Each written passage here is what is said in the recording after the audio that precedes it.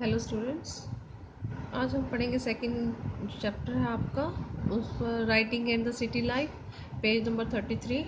इसके अंदर आज हम पढ़ेंगे कौन सा topic, movement of goods into cities. जो सामान की जो मूवमेंट होती थी, गुड्स की जो मूवमेंट होती थी शहरों के अंदर, वो किस प्रकार से की जाती थी, यही टॉपिक है आपका।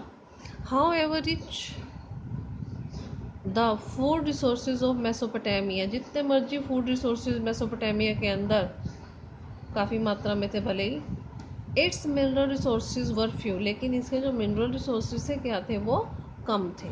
Most part of the south lack stone for tools, seals and jewels, the wood of the Iraqi date palm and poplar was not good enough for carts, cart wheels और बोट। अब यहाँ पर क्या बताया गया है कि ज़्यादातर जो हिस्से थे साउथ के, वहाँ पर स्टोन्स जो थे उसकी कमी थी। किस चीज़ में काम आता था स्टोन?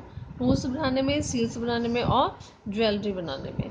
अब जो वुड थी इराक के अंदर, जो डेट पाम की मिलती थी, या पॉपुलर ट्रीज, ये ट्री का नाम है, पॉपुलर की थी जो, ये बहुत अच्छी नहीं थी। किसके लिए नहीं थी अच्छी? कार्ड्स जो बनाते थे, या कार्ड्स के जो व्हील्स बनाते थे, या बोट्स बनाने के लिए अच्छी नहीं थी। And there was no metal for tools, और वहाँ पर मेटल्स भी नहीं थी टूल्स बनाने के लिए, वेसल बनाने के, ऑर्नामेंट जो बनाने थे उनके लिए।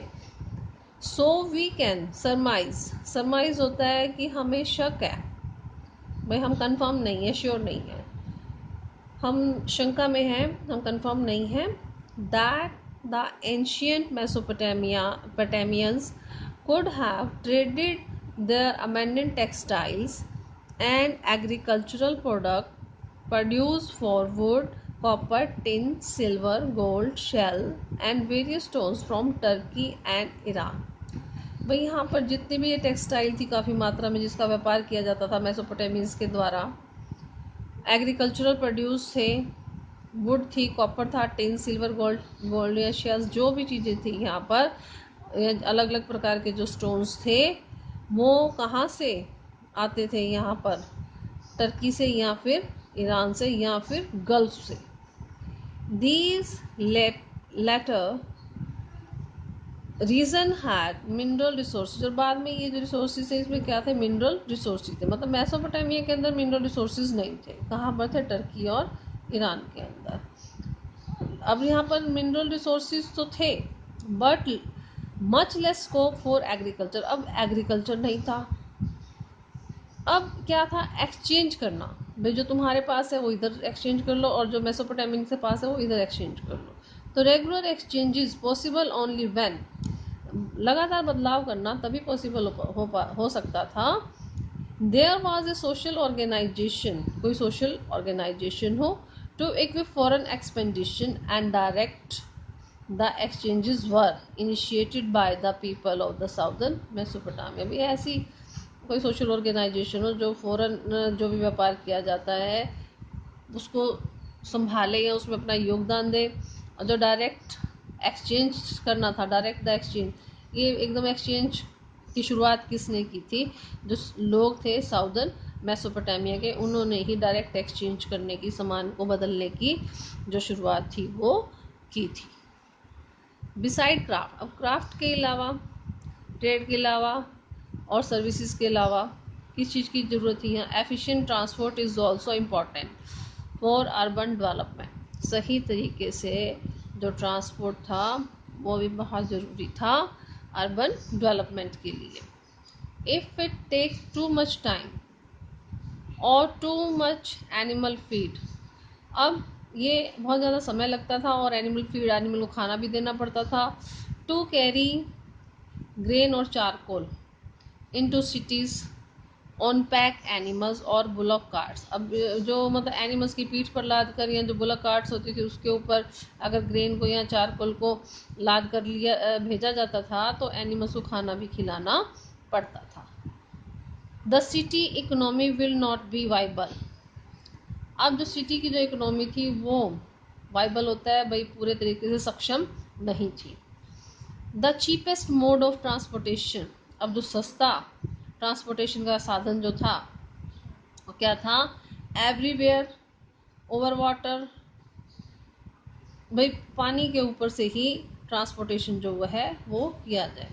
River boats and barges is loaded with sacks of grain.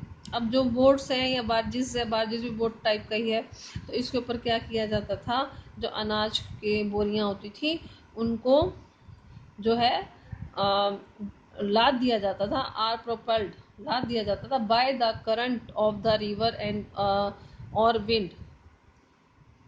But when animal transport goods, अब यहाँ पर क्या है बताया गया आपको कि जो बोट्स थी उनके ऊपर एक ग्रेन्स के जो बोरियां थी उनको लाद दी जाती थी, और जो करंट था किसका, रिवर का, रिवर का जो बहाव था या हवा के बहाव से वो एक जगह से दूसरी जगह पर नाव में डालकर सामान को लेकर जाया जाता था। But when animal transport good, लेकिन जब जो एनिमल्स थे वो सामान को एक जगह से दूसरी जगह तक लेकर जाते थे, they need to be fed, उनको खाना खिलाना पड़ता था।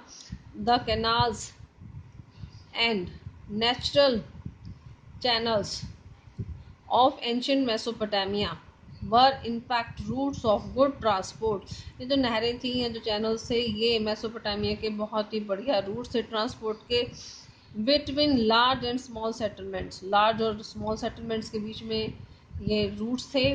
And in the account of the city of the मारी, लेटर इन द चैप्टर, बाद में हम जो मारी सिटी के साथ जो भी इनका पूरा का पूरा डिटेल जो है वो पढ़ेंगे। The importance of the Euphrates is the world route. अब जो इम्पोर्टेंस था अफरात रिवर का, वो एक इम्पॉर्टेंट वर्ल्ड रूट जो था वो बन चुका था, बहुत ही क्लियर था ये रास्ता, और ये एक वर्ल्ड रूट के तौर पर अफरात रिवर से होकर निकलता था, जहाँ से सामान जो है एक जगह से दूसरी जगह पर पहुँचाया जाता था। आज इतना ही करेंगे, कोई प्रॉब्लम हो तो डिस्कस कर लेना।